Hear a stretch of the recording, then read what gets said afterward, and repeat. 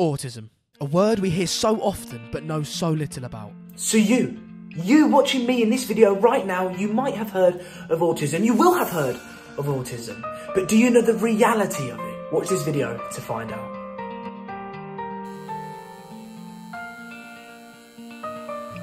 Chapman, thank you so much for joining me on the sit down today, pal. How you doing? I'm very good, thank you. Thanks for having me. It's a pleasure, mate. It's been a long time coming. It's been 3 years, I think I said, before since the first email that I ever sent you. So we're finally getting to do it. It's why did you say yes to that original one? By the way, we never did it, but how come you said yes? Oh my word, that's putting me on the spot. I think whenever I get requests for stuff like this, I always check out the channel that it's coming from, and I think I just remember your stuff was quite good, and I think that's why it was pretty decent quality stuff. So I thought, yeah, I don't mind doing that. I know there's sometimes us YouTube folk get a little bit of a bad reputation for only looking at the subscriber number or view numbers and stuff like that. And whenever I'm asked to do anything, I try and not even look at that before I make my decision. Sometimes I look at it afterwards, but generally I want to make good content. If I think I can do some good content, then I'll get involved.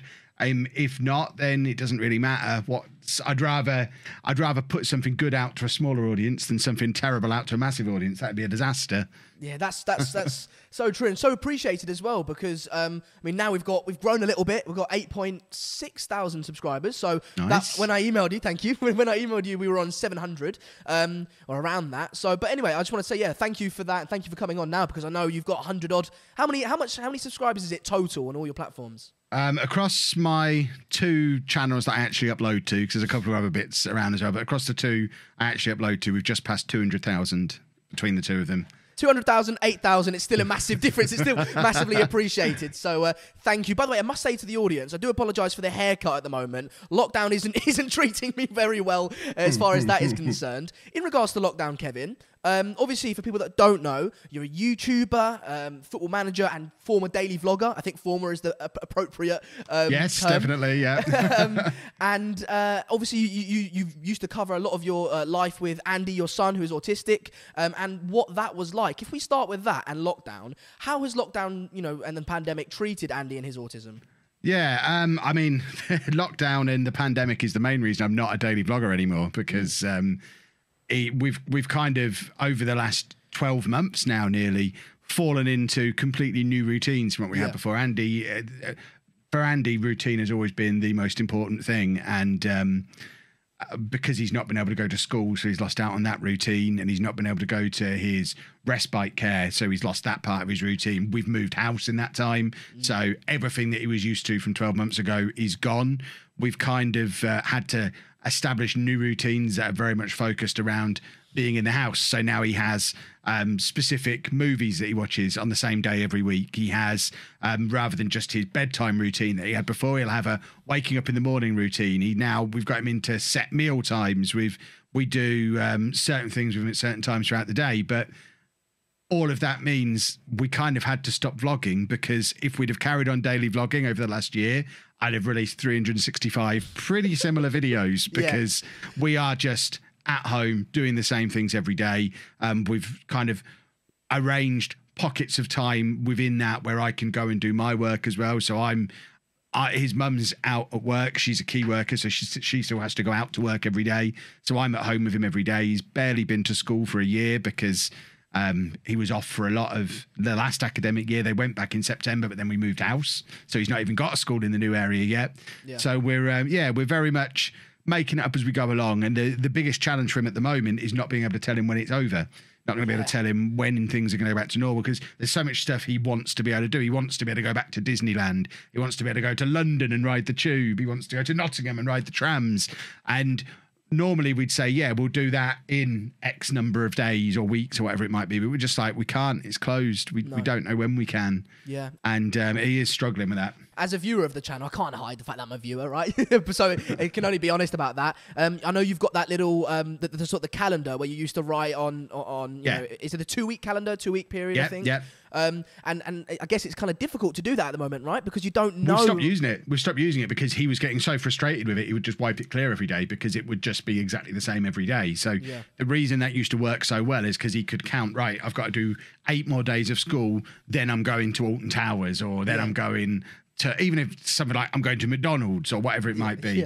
But it got to the point where there was no reward because everything that he wanted to go and do, we couldn't go and do. So rather than it being planning 2 weeks in advance, we've kind of planned a well-structured day for him, and we just do it on repeat 7 days a week.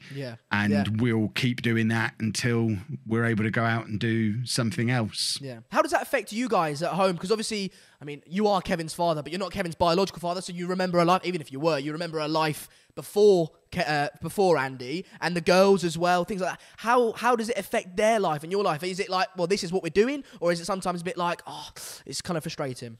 Yeah, I mean, I think there's the same frustration everybody else in the country is feeling, everyone else in the world is feeling. It's not like if it wasn't for him, we'd be able to go out and do all this fancy stuff. You know, we're all stuck in our houses anyway. I think the routine I'm describing of just reliving the same day over and over again is probably very familiar to a lot of people. So, yeah, I think we're all just experiencing general frustration with everything. I don't think there's anything unique to our circumstances with that, other than the fact that we can't do the sleeping until 10 o'clock because there's no reason to get up thing, because he's up at 7 ready to have his breakfast at the same time every day. And 10 o'clock is generous as well, Kevin. I'm 2 o'clock every now. Why do you think every time we've organised this I've said 3 o'clock? But yeah, people talk about a lot of things with his diet and stuff like that. He's quite a limited diet. I just want to get into autism because I, as a viewer, understand loads of these things, and thank you, by the way, for educating me and everyone else that watches your channel on autism, because I have learned so much about it, and I understand there's a huge spectrum, so Andy only covers a slither of that, right? But I understand it far more than I used to. For other people that don't, first of all, before we get into the diet and all that sort of stuff, what is autism for people that don't know, and why does it affect people in all these different ways and things like that? Yeah, I mean, it's most basic level, it's just a different way of a brain working. That's all it is. So where we might experience things in one way, Andy will experience it in a different way. So his sensory inputs and outputs are different. His way of processing what's going on in the world around him is different. So he will get stimulus and enjoyment from different things, and want to do different things, and different things will be important to him. So it's just a different way of his brain working. For Andy specifically, it presents as needing huge routine and structure. He gets really high anxiety spikes if anything unexpected ever happens. So routine is the most important thing to him. Knowing what to expect is mega important. And he's got a couple of conditions alongside it that affect things like his diet, and he's got a learning development disability as well. So there's other things in play as well. It's difficult because I think because autism is like the headline that people know that word. Sometimes they make the mistake of thinking everything Andy does is because autism, but sometimes it's anxiety, sometimes it's pica, sometimes it's learning disability, and they describe autism as a spectrum because it's completely different for every person who has it. And just because Andy does certain things in a certain way doesn't mean a different autistic person would respond in the same way or do things the same way or want the same things. So it's a struggle, because trying to explain that to health professionals or to education professionals, or even just in the comments section on YouTube, I get people turn up and it's like, I'm autistic and I don't do this. I think he's just behaving badly. Well, he's not behaving badly. And as an autistic person, you should understand that your autism is different to his autism. And unfortunately, there's still a lot of confusion, and people like to be able to put stuff in a box and put a label on things. And with autism, you can't. You have that as like an umbrella diagnosis, and then the key is learn and get to know the person underneath the diagnosis, and kind of put the autism to one side. And we do things a certain way because that's how Andy likes them, not because that's how autism likes them. Yeah, you get quite a lot of. Well, you're sort of back and forth between some of these negative comments, aren't you, on YouTube? I follow you on Twitter and I see, this and this and that. How does that affect you, and what are some of these comments that you get? I mean, I'm kind of used to it by now. It's always been a thing. It's weird because I do two very different types of content. I don't get any of this on my gaming content. My gaming content is very much positive.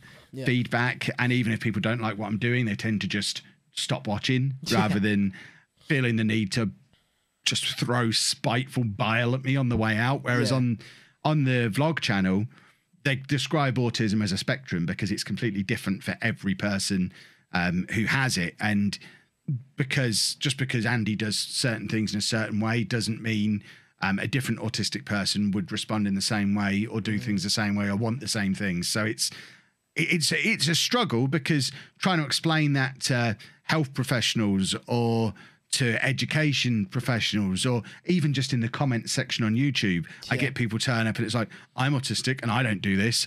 I think he's just behaving badly. Well, he's not behaving badly. And as an autistic person, you should understand that your autism is different to his autism. And unfortunately, there's still a lot of confusion and people like to be able to put stuff in a box and put a label on things. And with autism, you can't.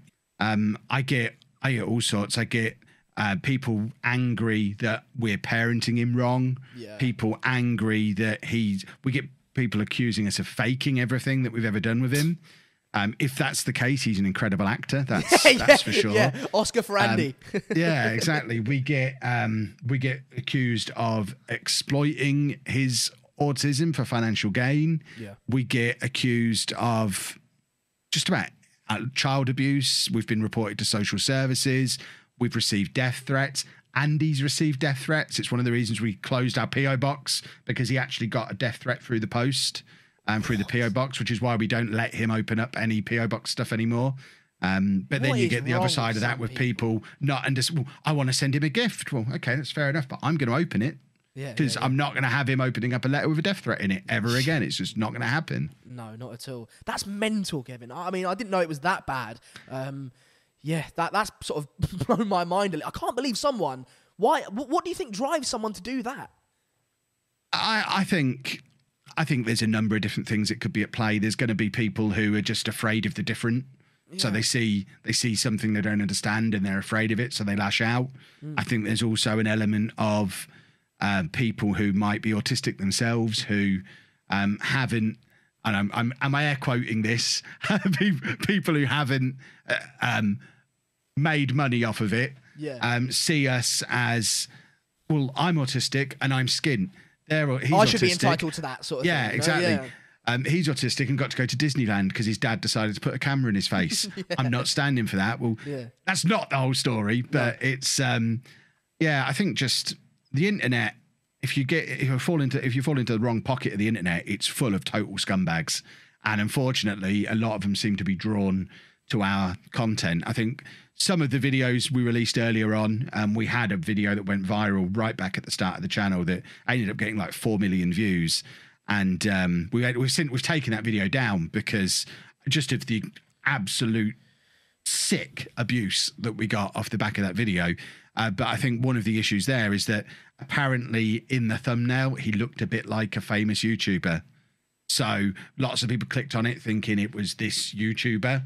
And then it wasn't, so it drew completely the wrong crowd in. It wasn't people who were interested in our story or in Andy. It was people who were just coming in to laugh at this YouTuber, and then it wasn't what they expected, and they just reacted angrily because they were stupid kids, probably. What do you make of the argument that filming your kids, especially someone with autism, is in some way immoral and that they're not able to control the content, all that sort of stuff? What do you say to that argument, the people that say that?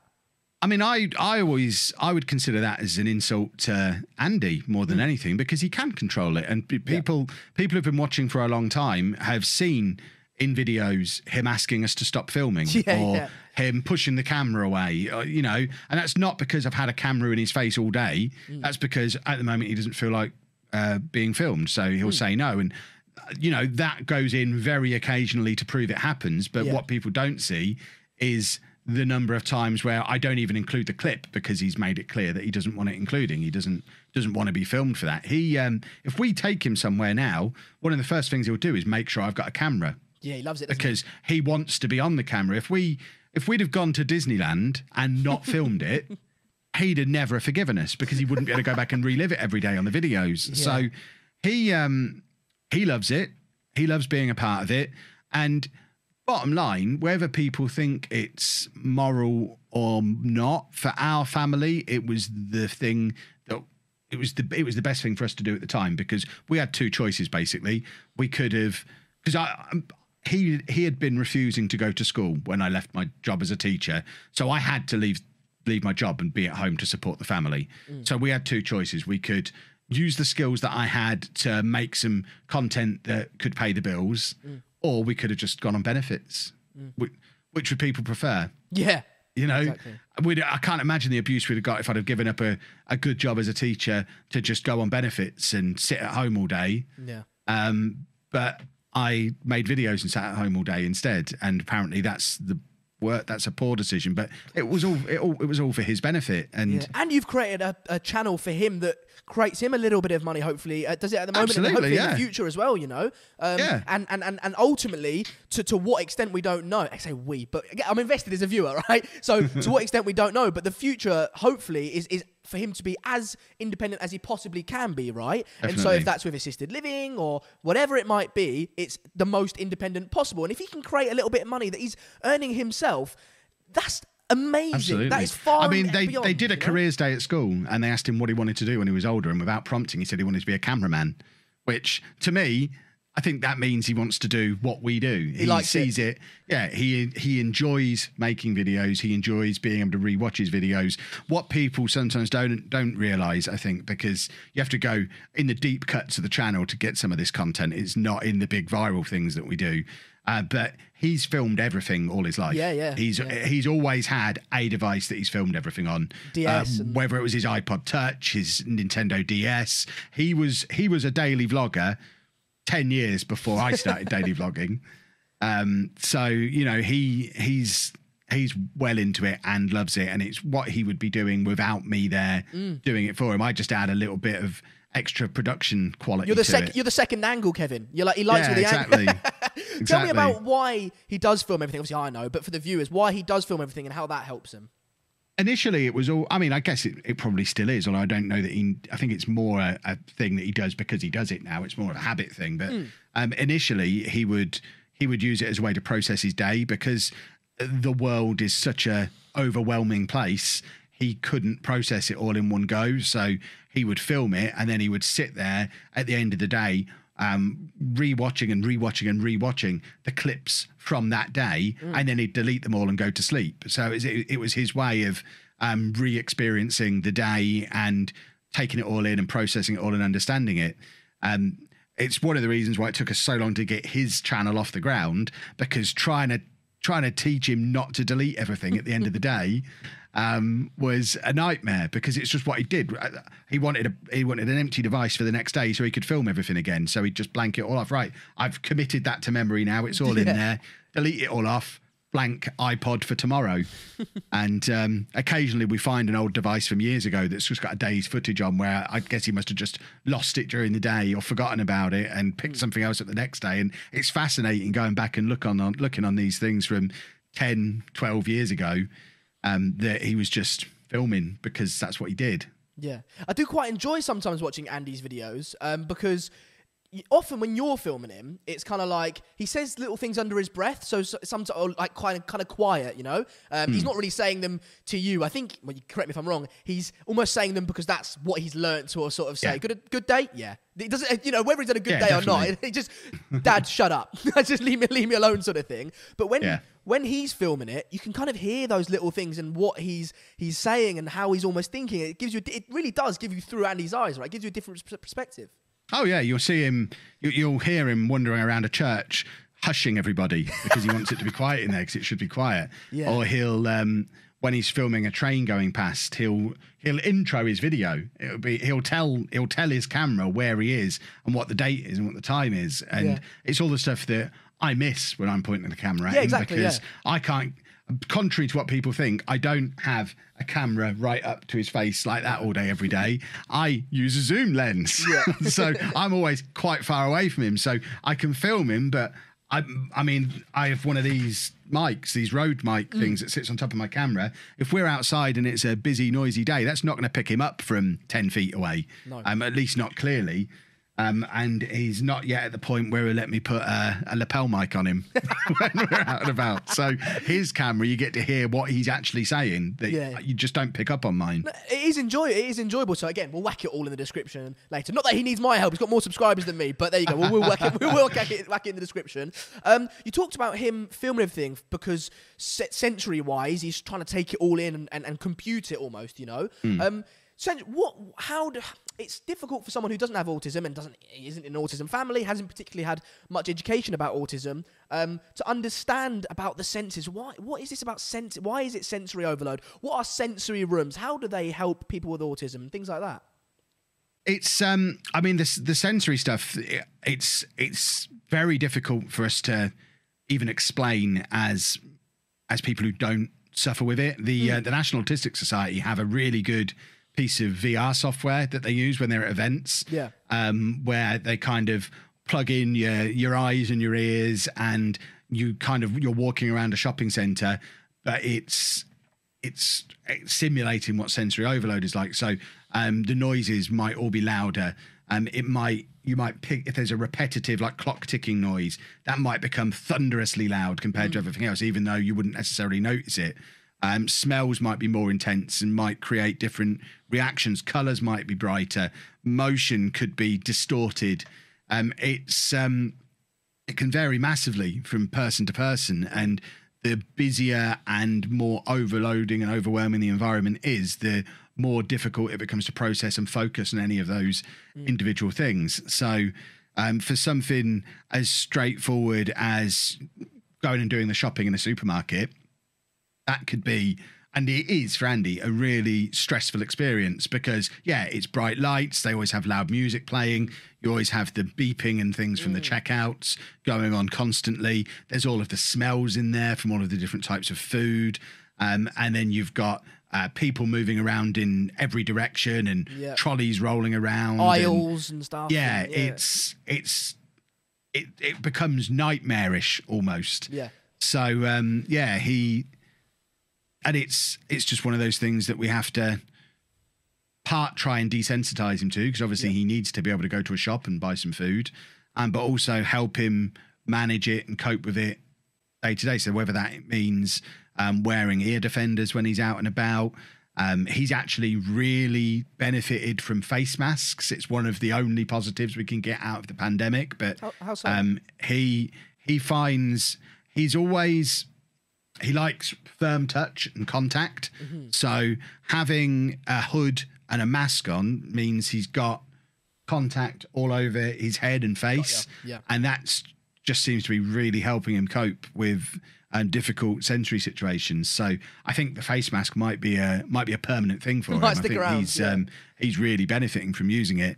But it's just, you never quite know what's going to be the issue when you go somewhere new. Like when we went to Disneyland, our first worry was this is going to be a nightmare for him. But because it's something he's wanted to do all of his life, he just focused in so intently on the castle and filming the castle and looking at the castle that he was able to just completely block out everything else that was going on there. And he had no sensory issues at all the whole week we were there. He was just, as long as I'm getting to do what I want to do, and because of that desire can overwhelm all this other loud, annoying, awful stuff. And I've got It's a Small World running around in my head all day long and can't sleep without hearing that song. And he's like, I'm having a lovely time. It's brilliant. He likes the underground as well in London, doesn't he? Yeah, exactly. If it's something he enjoys, it could be something that we on a sensory level would hate to do. I hate a crowded underground train. He loves it.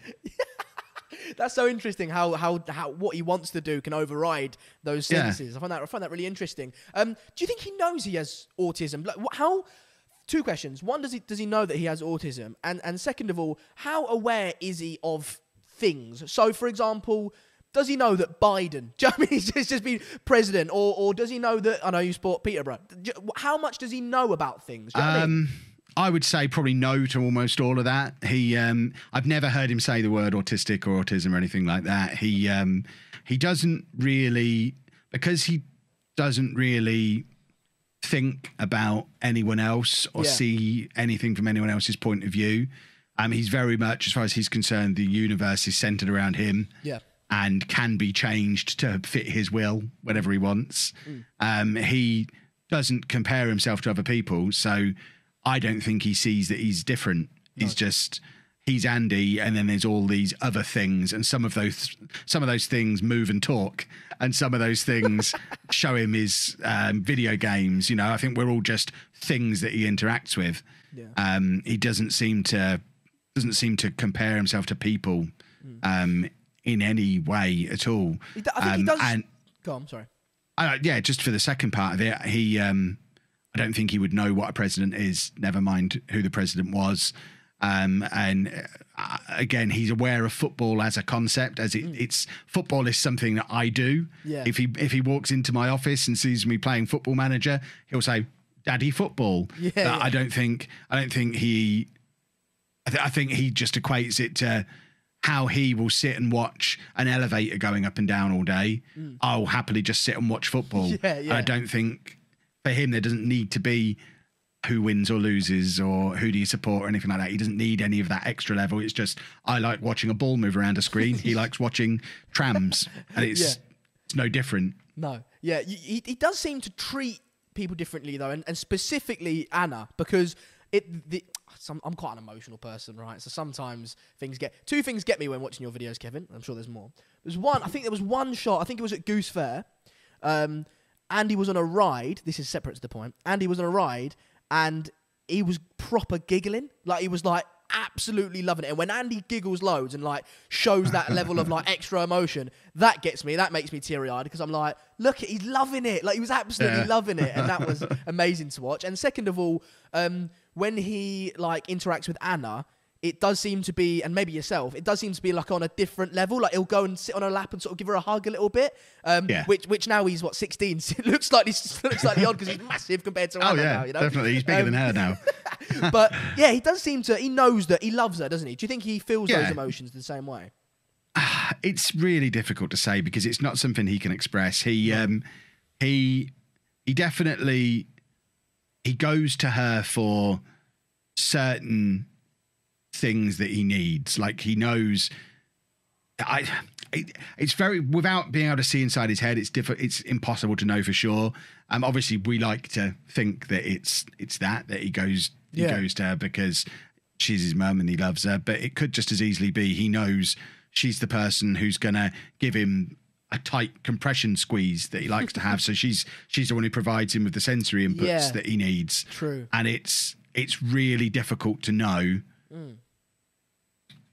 what's going on in his head and what the, you know, like he has certain people that he associates certain things with, but he doesn't often talk about them as people. Like his uncle, he'll often mention his name and then say he wants to watch Friends with him. But he doesn't often say that he wants to see him. He wants to go and do what he does with him.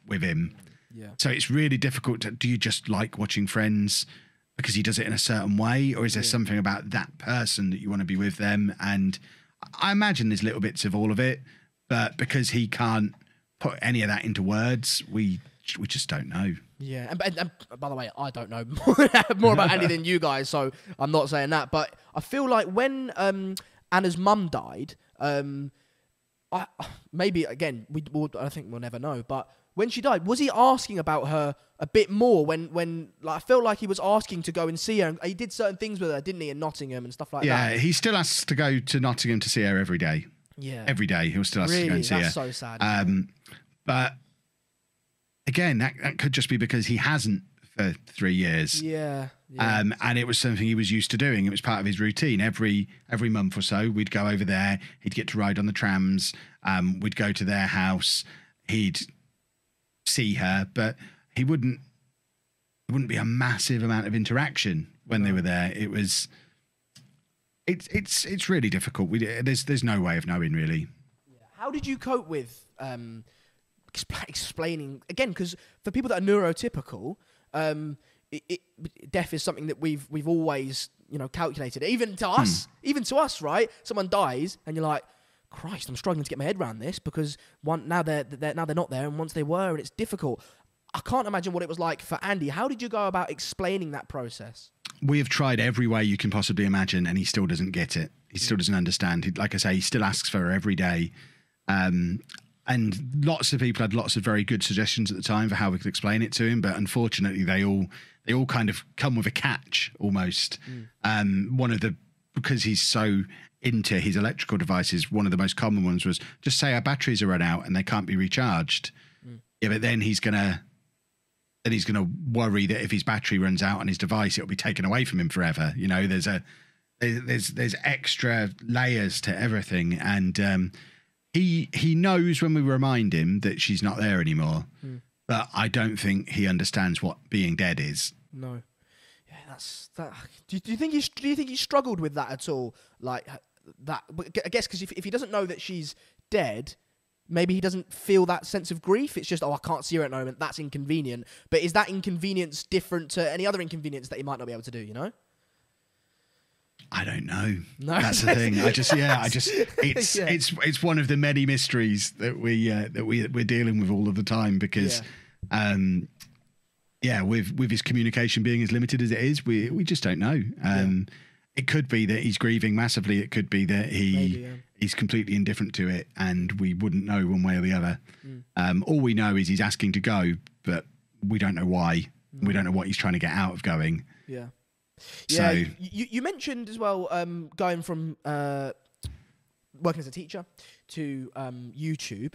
And making that transition to full-time YouTube because because you enjoyed it as well, but that was not the leading reason why, right? It was to take care of Andy and help Anna out at home. Explain a little bit what that was about, why she needed help with Andy and stuff like that. Yeah, I mean, making that transition. the plan, when I started YouTube, the plan at the back of my mind was always I'd like to do this full-time one day, but one day certainly hadn't come by the time I was kind of forced into it, and it was more a case of right, well, I have to leave my job.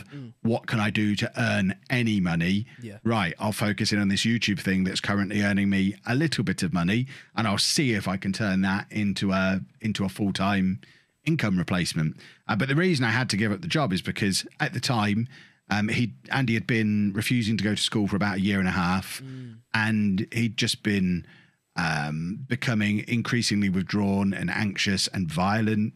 And it had got to the point where for about at least 6 months, him and Anna had kind of been stuck in our house. They weren't able to go out anywhere at all. Anna doesn't drive. There was one incident that we made a video about where they'd walked down to the local co-op, which was about a mile away, and something happened while they were there, and he ended up taking off all of his clothes and dropping to the floor and refusing to do anything. And he was already pretty much as tall as her. She's only 5 feet tall. He was pretty much already her size at the time. There's no way she can carry him home naked for a mile. I'm at work teaching a lesson, and I just had the school receptionist burst into my classroom saying, "We've got someone in to cover you. You need to go and take a phone call." And I picked up the phone, and it was Anna calling from the co-op. "He's naked. I don't know what to do." Yeah. And I had to drive home from work, bundle him across the co-op car park with my jacket wrapped around him to cover his rude parts, bundle him into the back of the car and get him home. And it was at that point, it was like, yeah, this is not sustainable. If something like this happens, I can't be 10 miles away. It can't take me half an hour to get here. I need to be around because she can't just be stuck in the house all day. It's not good for either of them. And we just made the decision there and then that, right, I'm going to be at home. When making that transition, how much stress, how much stress did that put on you? And what was it like as well? Because YouTubers can often fall into the I don't know what the word is now. This is my job and I don't know what the word is, but into the mistake that good content versus content that gets views. But when content that gets views is you feeding your family or not, how difficult was it to keep that balance? I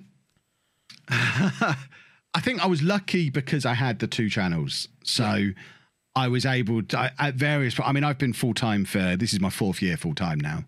So I've been able to prioritize different things at different times. So I've always had both YouTube channels.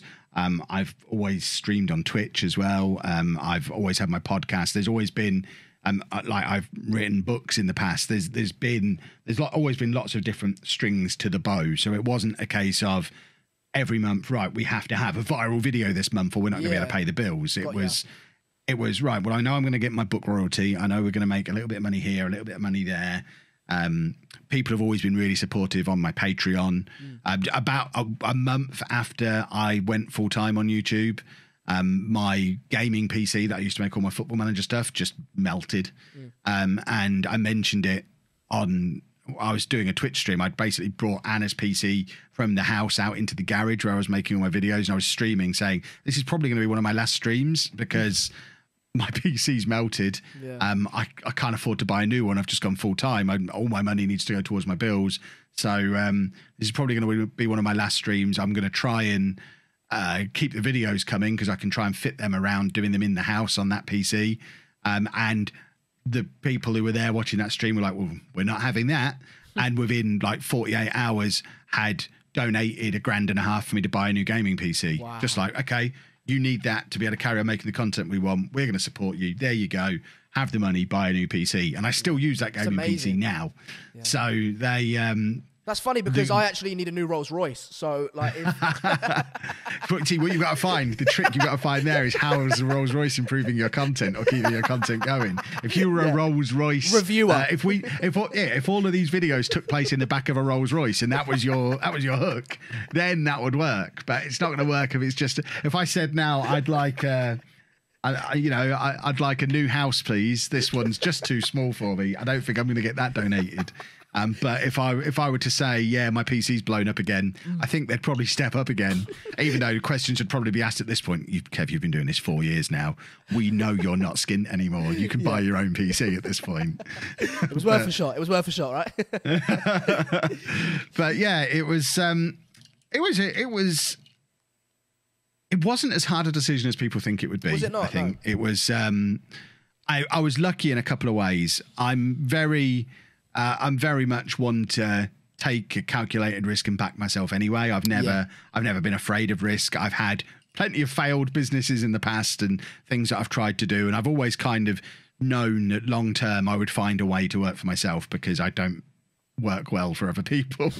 But I've always been one to back myself. I was lucky that I had a nice long run in. So as a teacher, we made the decision I was leaving in February, but as a teacher, I was going to get paid until the end of August because I told them I was leaving at the end of the school year. So we had like a 6-7 month run up, which we just used because that was 6 or 7 months where in addition to my teacher salary, I was earning some money on Twitch and earning some money on YouTube. So we just spent 6 or 7 months accumulating a pile of cash whilst I was getting like 1.5 salaries. So that when the time came, we had enough money. We said at the time, we've got enough money to get us to Christmas. And if we get to Christmas and it hasn't worked out, then I can start a new job as a teacher again in January. So I'm a big fan of Tim Ferriss and the 4-Hour Work Week, and he has a thing called, I think it's called fearscaping. I always call it fearscaping whenever I'm doing any interviews. If it's not that, I've made up my own thing called fearscaping. But basically, whenever you want to make a big decision, you kind of get a piece of paper in front of you. Right, what's the worst that can happen if I do this thing? And then crucially, for each one of those worst things that can happen, how long would it take to recover from? Yes, I remember you saying this in the videos, So for me, the worst thing that could happen was I make zero money from YouTube and it doesn't work at all. How long does it take to recover from? Well, it'll be pretty much instant because I've covered my salary until Christmas anyway. And I teach an in-demand subject. If I wanted to go back to teaching now, I could have a job lined up starting after half term because I'm a computer science teacher and I can program. There's none of them out there. You know, I could walk in. I still get emails now trying to tempt me back into it. So it was always a calculated risk that didn't really have much chance of going wrong. The worst that could happen was I got to do it for 3 months and then go back to having a real job again. And hopefully that 3 months would have been enough to get Andy back into school. And it was. By Christmas, he was back into school.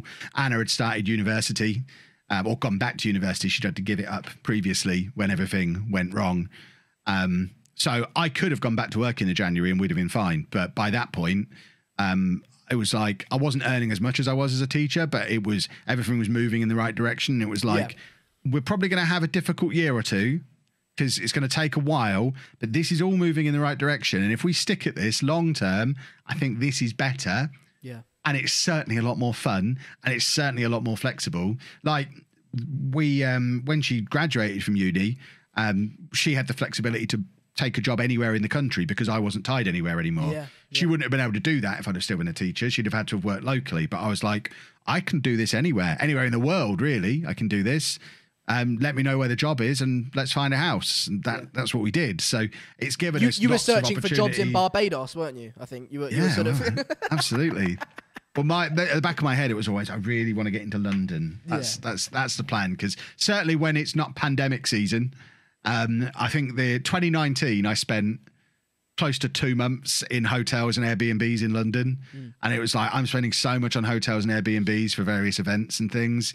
Yeah. If you add that on top of rent, it's not actually going to cost, and all the travel back and forth, it's not actually going to cost us that much more to just move down there. It'll be a little bit more, but it's not like the horrifically expensive thing that people always tell you it would be, because I was spending thousands of pounds that year getting there from where I was, because that's where all the speaking stuff is, that's where all the events are, that's where YouTube are and Google are, and all the brands that I work with, they're all down there.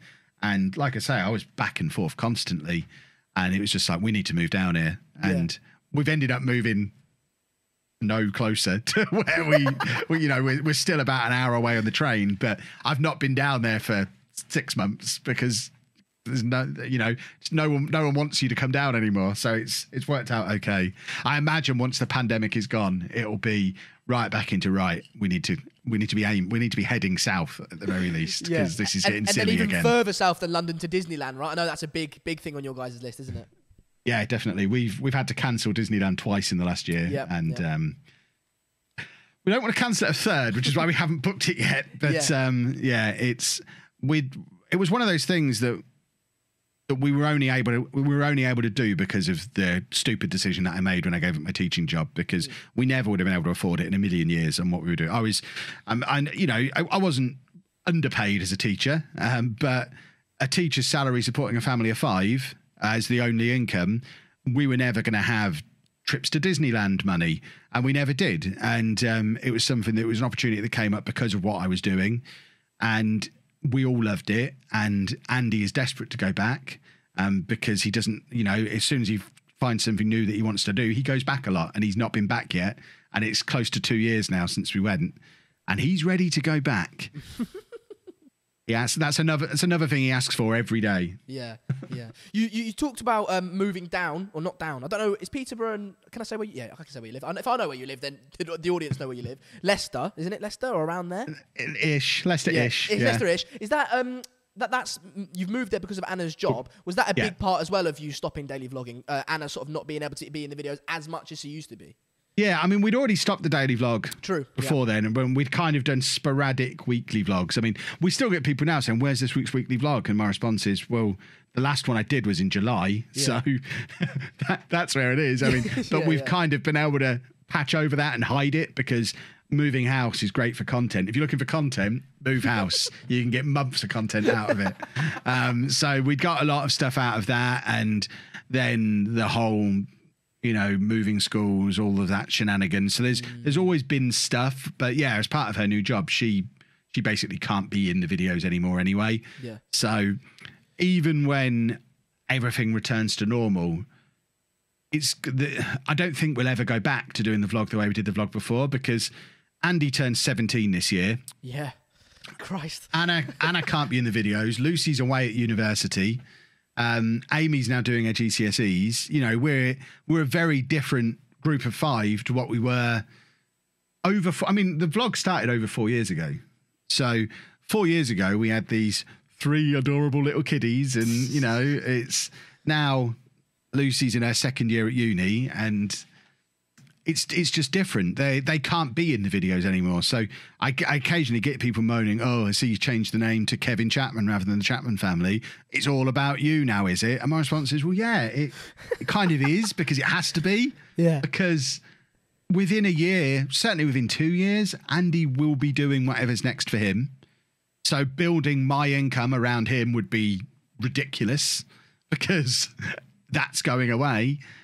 So I've got, I've got an opportunity at the moment where I can try and subtly keep nudging the direction of the channel a little bit further away from focus on the family and more towards a focus on me. We're quite lucky in that we've never really relied on the money from the vlog channel. Because it's never really made much, because so much, that's one thing we haven't touched on. Autism is a dirty word on YouTube and does often lead to demonetization. So it never really made us money anyway. So I'm quite lucky in that I can take more risks with the vlog channel than I can with my Football Manager stuff, because that's my bread and butter, and that's how we've been paying the bills for the last 4 years. Yeah. So I'm gradually nudging it further and further towards just being about me and whatever I'm up to. And if I ever start vlogging again, which I might do, it's going to be a very different vlog, because it'll be much more of a vlog about me. It'll be like, I don't know, it's like when you get those kids' TV shows and they revisit it 5 years later and they're at uni or they're in their jobs. It's going to kind of be like that. You saw a 3-year period when the kids were young or youngish, and we were doing lots of family stuff. And then we've had over a year off from that now, and probably at least another 6 months, a year, before we can even think of doing any kind of vlogging again. And when it does come back, everything's different, because the kids aren't around anymore and Anna can't be on camera. So it will be all about me, which is why I'm shifting the content in that direction already, so that people don't take it as too much of a culture shock as and when vlogs do return, if they return. Andy going away to some degree, or moving on in his life, is a huge thing. It's something I want to touch on, and it's exciting from your parents' point of view, and Andy as well. First of all, a lot of people will go, and wrongly, well, why aren't you going to take care of him for the rest of his life? What's that all about? It's your duty and all this sort of stuff. I'm sure you'll probably get some of that, if not already. We get that now. Yeah, we have lots of that. If not already had it. Explain your decision as to why that isn't going to happen, and then from there as well, what stage you're at. You said he's turning 17 this year. What stage you're at in regards to where he is going to go and what his situation is going to look like? I mean, there's lots of reasons that go into the decision. The biggest one that I think people don't think about is, and Andy is, I've said it a million times, he's all about routine and structure and being in his little comfort zone and doing the things that he's used to doing. For him, people will say, oh, it's cruel, you're just going to palm him off on someone else. And we've seen that there's been a lot of it in the media about Katie Price doing the exact same thing with Harvey at the moment, because he's just turned 18 and she's come to the same decision that we're moving towards. And when you actually really think about it and think about it from the perspective of everyone involved, it's much more unfair on the child to keep them with you, because, like it or not, parents are usually older than their children, and old people are usually more likely to die than young people. And it's going to be a lot easier for Andy to transition to not having us there every day if we're there some of the days. And he's doing it now, and he has years to get used to it with us helping and supporting him through it, rather than him getting to 40 or 50 years old, having only ever known living with us for 40 or 50 years for his entire life. And then all of a sudden we're just gone. And then it's like, well, now you're on your own, and there's no one there to help you. There's no one there who's got you back, and you've got to figure this out by yourself, and there's no one there to help you. That is much worse than easing him into it so that he's used to it. And even if that's all it came down to, it's an easy decision. Yeah. But once we start having the conversations with social workers and healthcare professionals in schools, it becomes pretty clear that that's what they're all pushing you towards doing anyway, because it's the only hope he's got of living an independent life. He's not going to get he's not going to achieve his full potential with us because we're his parents. Yeah. We're not going to push him as hard as someone else will. You know, we're gonna cut him some slack. We're gonna pander to his short-term needs and wants more because we don't want to upset him. But there comes a point in everyone's life where, you know, you're going to have to take a bit of a short-term hit and maybe be a little bit upset about it. It is for the best long-term because you learn from it and you grow from it and you end up getting to the point where you needed to get to. And, it's going to be a massive culture shock for him, wherever he ends up being and whatever he ends up doing. But at the end of it, once he's used to it, he'll be in some kind of assisted living situation where he has his own space. He can set his own rules. He can set his own hours. You know, he can do his own thing. He can eat what he wants. He's not going to have us there nagging him all the time. And he is going to live the life that he wants to live. And that should be what every parent wants for their child. They want their child to live a happy, independent life and to as much as possible for them to do what they want to do. Yeah, and he's still a human being. Do you know what I mean? People act like he's not a human being. He's still a human being. Yes, he might not be able to go to the full, capabilities of a human being, but that doesn't mean that, let's just sack it off and he'll live with us for the rest of his life. No, the natural progression of a human being is that, 18 years old, you move away, whether that be to university, whether that be you get a job or whatever. Yeah, exactly. Now, and he's going to do that as well in his own way, in the way that suits him, So the most satisfying thing that he's had, the thing he's enjoyed the most in the last 2 years, has been when he started doing work experience with school. He still talks about it now. Once a week, he'd go to a, what are they called? A food bank place and just sort the food there. And he would do that once a week. And he absolutely loved it because there was no one there supervising him. But, the staff were there, but they just gave him a task and he got on with it. And he was getting that sense of pride in doing the task. Yeah.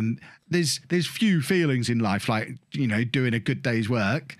And he was getting that, and he doesn't get that from anywhere else. And he didn't have us there looking over his shoulder. He didn't have his teachers there looking over his shoulder. My own man. He was just able to get on with it and do his work, and he loved it. Yeah. And that's the sort of thing that we can't provide for him because we don't have connections with the local food bank to get him in there on a work experience basis, but schools and independent living places do. So, it's best for him always up. It just is the best thing for him. And I think what people sometimes think is we're going to get to his 18th birthday and just kick him out the door. Obviously not. If we don't find the right place until he's 23, he'll be with us until he's 23. It's not you're 18, you're gone now. It's you're 18, it's now time to find what's next for you, and he'll be here until we find the right thing. Absolutely. And again, for people that are doubting that is also like a human thing to do as well, isn't it? Like, if I didn't find the university I wanted to go to and I wanted to stay in my parents' place for a year and work and then go next year or until I find a job somewhere, that's what I do. And that's the same thing that's going to be for Andy, He's going to turn 18, and then when something comes up that's going to work, bang, it will be a good transition. And what jobs do you think he would be capable of doing and would like doing? Because I think on the Louis Theroux documentary of autism, I'd like to get your opinion. I don't know if you've seen that. I presume you probably have. But I think I probably have. I don't remember it specifically, but I'm sure I probably have. Yeah, there's a bit in that where they go to a sort of a special school, and they have the kids sort of go. They had like a recreation of a street or a recreation of a supermarket, and then it's right. Can you get me? Can you scan 2 loaves of bread? And they scan these 2 loaves of bread. Do you know what I mean? Does Andy get any of that, or is that the work experience you're talking about? And what sort of things do you think Andy would be best at going into? I mean, it's one of the great things about being a parent is you don't necessarily know. You just kind of the best thing you can do as a parent is leave them to figure it out for themselves almost. And he's getting to taste and sample lots of things. So he's had the I guess it's most similar to a factory is what he's doing in the food bank because he's sorting stuff behind the scenes, but he also was getting weekly opportunities to go and do the shopping at Tesco. So he can find his way around a supermarket now and do the shopping. I'm sure he could be the ticket collector on a tram or a train, you know, anything that is full of routine. Yeah. A task. He could do. Yeah. He's probably not going to be in a majorly creative field or anything that's going to involve huge amounts of social interaction or communication, but anything that's task-based and built on routine, he'll be able to do. And it's just whether or not he wants to do it is what it will come down to. And I'm sure he'll find something that he enjoys, like he did with the food bank. We never in a million years would have said, yeah, let's get him in a food bank. He'll love that. Yeah, exactly. Yeah, you can't think of that. All you've got to do is, again, I've said it 3 times now, but again, like any parent, right? Just support the kid and trying to do what they want. And actually, there's not too. I mean, Andy has his own little things, and it's different in certain ways. But as I keep saying, he's just a kid. He's a 17-year-old kid at the end of the day as well, you know. Yeah, exactly. In regards to then, he's 17, puberty. I think that's a big one. We've touched on grief. We've touched on moving away. Puberty. He's 17. Puberty's in full flight. I've seen he's growing a little moustache now. Yeah. How has that affected him? Because it affects kids can be a negative way at times. Anyway, with someone that's autism, Christ, I can't imagine what's that's all like. I mean, the lines are all very blurred now because we don't know if he has a meltdown. We don't know how much of the anger and the rage is because of autism, how much of it is anxiety, how much of it is just his hormones are all over the place. Yeah. It's probably always a little bit of each, and it's difficult to know. Yeah. But yeah, he's got a moustache. We're going to have to. I mean, I'm certainly not the person to teach anybody to shave. I haven't shaved for 15 years at least. So I think our plan at the moment is to give him what we call the granddad. Because my dad just has a number 1 all over, including beard, moustache, and eyebrows. He's got one of those little circular hair trimmer things that we got him for his birthday years ago, and he just literally goes over everything with that. So I think Andy's not too far away from getting the granddad every time he has a haircut now, and just he's always going to have some kind of facial hair because I wouldn't trust myself to shave his face. No. He doesn't have the fine motor control to be able to shave his face himself either. Yeah. So I just can't imagine a situation where he's getting a wet shave. I know you can get those little electrical shaver things, but I've never used one of them. I don't know if they're any good. I'm not the person to help him with this. I've had a beard forever, you know. He can have a beard too. He'll be fine. It will look a bit rubbish until he's a little bit older, but eventually, and the best thing is he won't care about that. That's the big thing as well, he looks isn't like. it? So he'll be fine with it. People say that with the haircuts as well, because I know he doesn't like haircuts, and you can maybe talk to us a little bit about what that process is like, because it's these little things that people don't think of, isn't it? Haircuts, but people have commented, you know, like, oh, it looks rubbish, it looks this and that. You go, first of all, it's a massive hassle to do it. It's a difficult experience, although it has gotten a lot better. I know that. And he doesn't care. He just doesn't care. So shave it all off, get it off. He doesn't care. What is it to you if it looks one way or another? The only priority is hygiene. That's really all it comes down to. It just needs to be short enough, because one of the few things he hates as much as having his hair cut is having his hair washed. Right. So we get to the point where, okay, it's now at the point where it's a real pain to wash it as well. Yeah. So now it's time to cut it all off, so we don't have to, because obviously you have to wash your hair a lot more often than you have to cut it. Yeah. So for him, it's best when it's just shaved short, and he doesn't have to worry about it, and he's fine. But yeah, he doesn't care what it looks like. He certainly wouldn't let you put a brush through his hair, or he wouldn't want any product or anything like that on his hair. He's never going to care about that kind of stuff. So, and I think that the point about the way people respond to that, it just illustrates just how dumb the YouTube comments can be at times, because they're just projecting their self onto someone else who's nothing like them. Yeah. They might really care about what their hair looks like, but he doesn't. And it's just, you know, one of my favorite phrases is, let's pick our battles.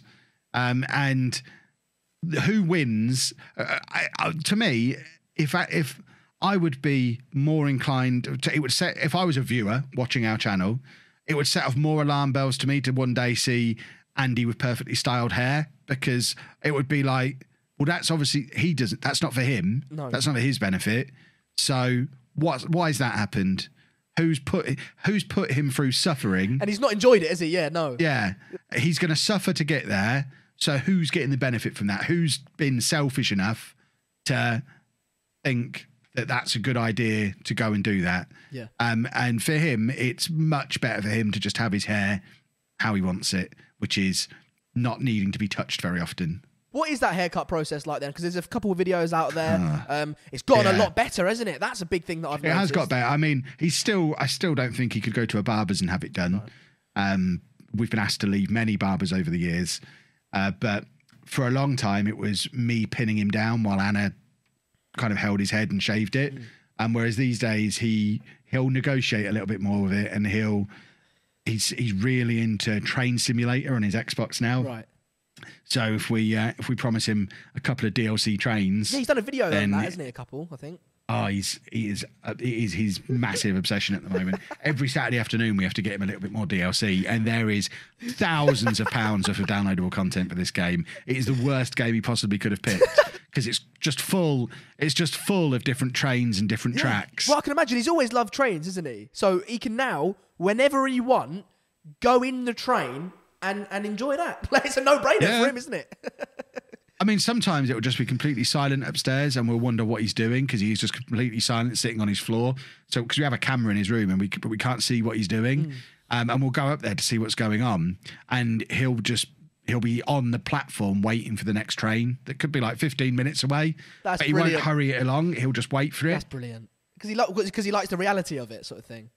Yeah. He's very much into the simulation of Train Station Simulator. Brilliant. So yeah, for these days he is getting better at negotiation and bribery. So if he wants an extra train this week, he's willing to exchange that for a haircut, maybe, or the price might be 2 trains or a track or something. But he'll go back and forth and negotiate with Anna what he wants in exchange for what she wants. And so that could be a haircut. It could be any number of things. Basically, the only reason he lets her go to work every other weekend is because every weekend he gets trains. Otherwise, it's just like, no, you ain't going to work at the weekend. That's my time. You're staying here. Yeah. And people will go, well, why do you succumb to that? Why do you succumb to that? Because the alternative would be she wouldn't get out of the house. Yeah. So, some people see it's pandering to him. I see it as, well, no. Pick your battles. Again, he's a young adult. We're negotiating to make things work best for the whole family. Absolutely.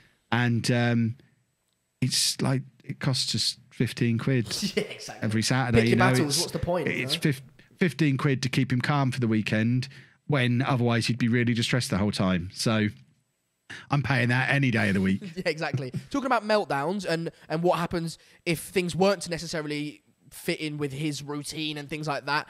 Talk to me about meltdowns. What people don't maybe understand. People go, oh, yeah, but when I don't get things my way and when things aren't in the best routine for me, then, I don't, whatever. So, how is it different for him? What is a meltdown in Andy and stuff like that? I think the big misunderstanding people have with meltdowns is they think it's the same as a temper tantrum, and they are 2 very different things. And the key difference is when you're having a temper tantrum, you're in control and you're trying to get your way and you're trying to manipulate. Even if you're not thinking at that kind of advanced level, ultimately, at its core, that's what a tantrum is. You're trying to get your own way by manipulating someone into doing what you want. Yeah. A meltdown, he has absolutely no idea what he's doing.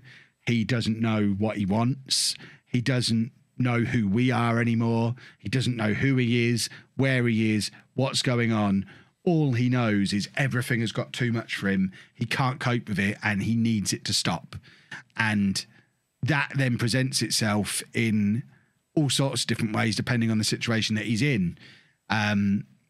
Like he had the biggest one he's had in recent memory was at the O2.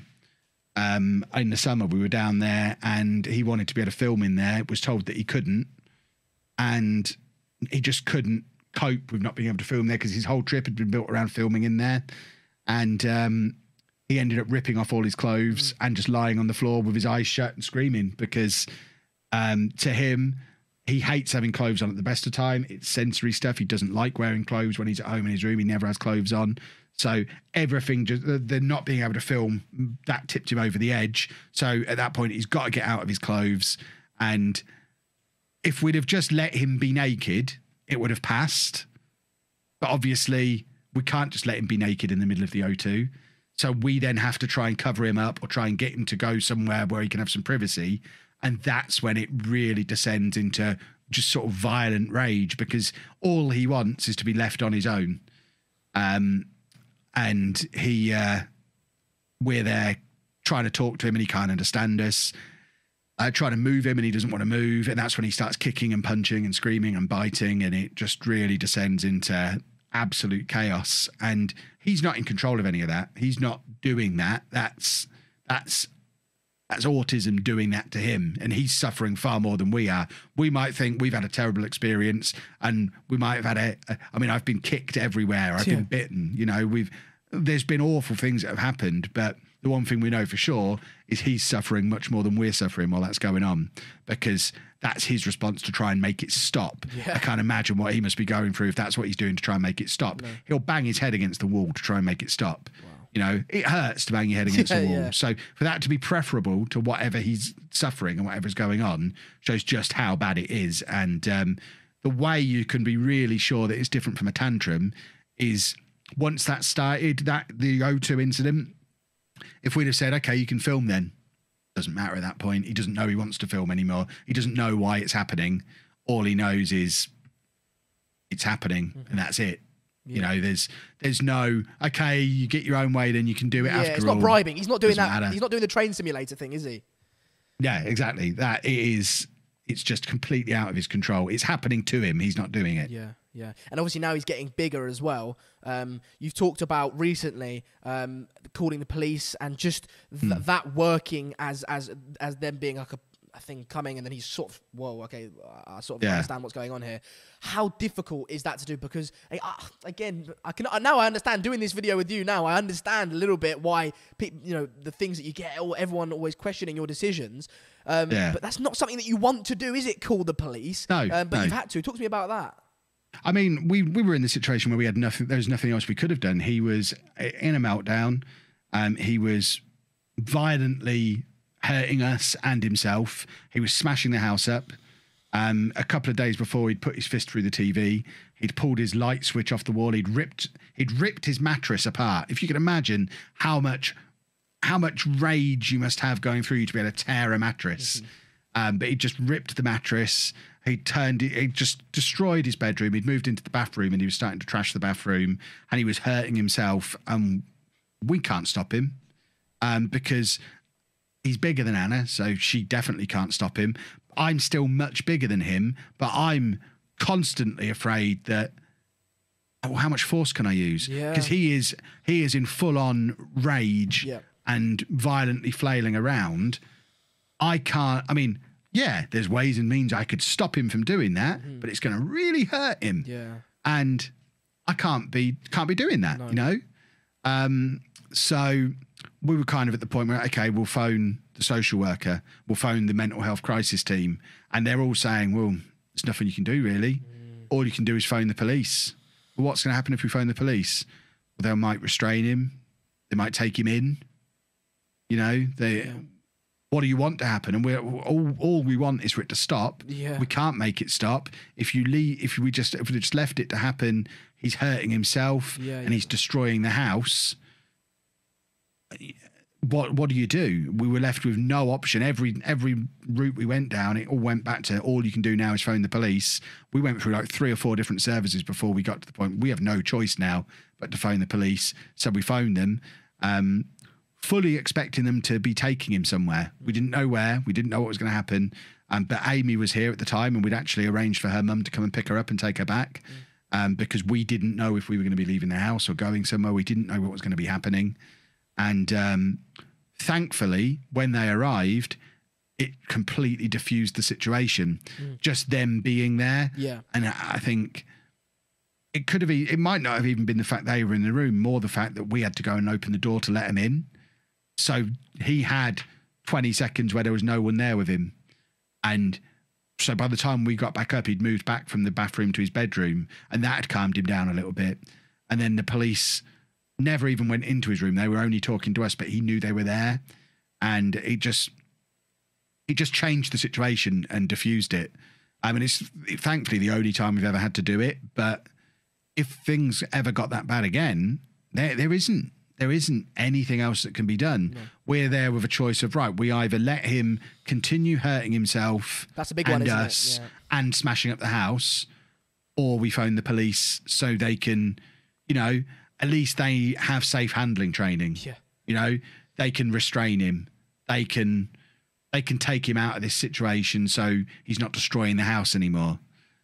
And it's probably the toughest decision you can make as a parent. Yeah. But sometimes you're left with no choice. It's not like and again, this is some of the stupid comments we got on this video on YouTube. People saying, I can't believe you ratted out your kid. No, we're not ratting him out, are we? There were no charges pressed. No. We weren't trying to get him arrested. No. We were trying to make it stop. Help.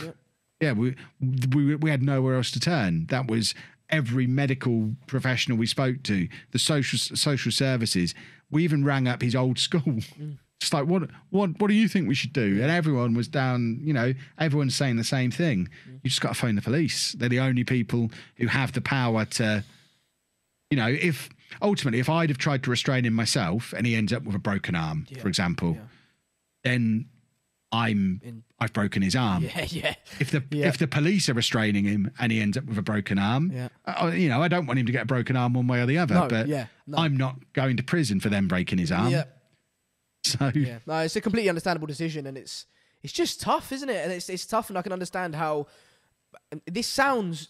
It doesn't sound dodgy, but I can understand how people might think, oh, that's dodgy. But you've got a life as well, and eventually, if this keeps going, like, you know, he's going to get to 18 and older, he's going to get stronger and stronger and stronger. It can't keep happening. There needs to become a point where you guys live your life to an extent as well. You know, I remember you saying in the video, exactly. Anna's dedicated, you know, 17 years almost of her life just to Andy. And at times when, you know, 15, 16, other kids might be, you know, the amount a parent has to take care of their child might, you know, release.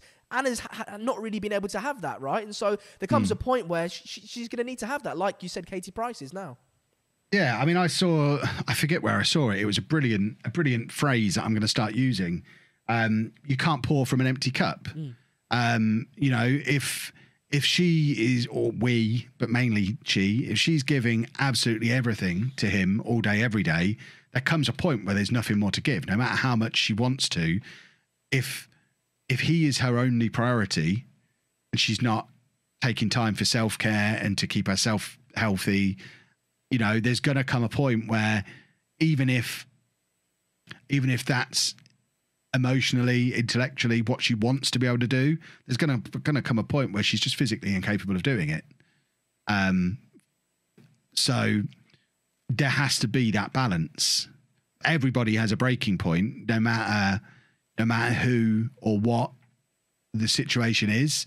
Everybody has a breaking point, and one of the key balancing acts of being a parent of a child with special needs is making sure you know where yours is and that you don't ever get too close to it, because the last thing you want to do is break at a time where you can't break. Yeah, exactly. Yeah, I completely agree, and I think you guys are. It's not my place to say, but I think you guys are doing an amazing job, and I could never imagine doing any better than you guys. So yeah, big respect to you guys. Thank you. Lastly, on your weight loss, just moving away from Andy slightly. Actually, before we get onto that, you actually, I don't know, were you diagnosed with autism in the end? Because I know you were going through that process. What? It's all stopped at the moment. Basically, I got the referral in our old county where we were living, but then COVID happened, and then we've moved. So I'm guessing once all this is done, I'm going to have to start the process again, probably. Yeah. But I'd kind of been at the point where I had one consultant get in touch with me and they said, yeah, you've been referred to the wrong place. And he got bounced back to the GP. And then COVID happened and the GP said, yeah, nothing is going to be happening. It's an adult autism diagnosis for someone who is working and not claiming any benefits. Yeah. You know, you are literally the lowest priority to the NHS right now. Come back when this is all done. Yeah. In regards to systems, before we do get onto the weight loss, I wanted to touch on, I forgot about it, like I know you've had a lot of, I think you'd made a couple of videos like maybe 2-3 years ago about, you know, how one system or another was basically useless and it isn't giving you any help. What are the various systems that you're having to rely on, whether it be social workers or, I remember you saying the dentist was a really good one. He's got his previous dentist was fantastic. Social services have been a big help in both counties. I mean, social services get a little bit of a bad rap because I think people, if you've never dealt with them, they're very much associated with social services, the people who take your kids away. But our experience has been social services, the people who open the door to everything else. And without them, none of the other support is available. And you might not even know what the other support is. So it's social services who arranged Andy's respite care, which has been massively helpful over the last 4 or 5 years. It's social services who are arranging. We're in the process of getting him a similar. It's a kind of different type of respite care. Someone who's going to come in and work with him a few days a week and just take him out into the community and do some stuff with him, stuff that he was doing with school, but now he can't do because he's not in school.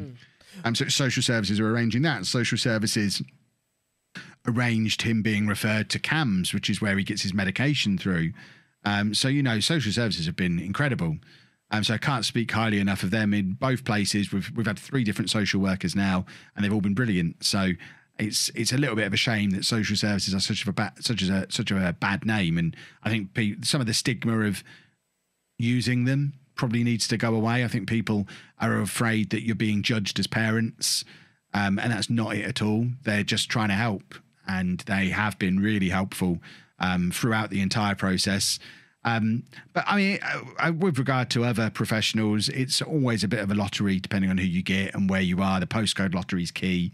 Like we didn't know until we moved here that residential respite care is just not available in the county we're in now. Wow. So this key thing that was so important to him where we were before, it's not an option here. For the people that are at home, what is respite care and what does it do for him, for the people at home?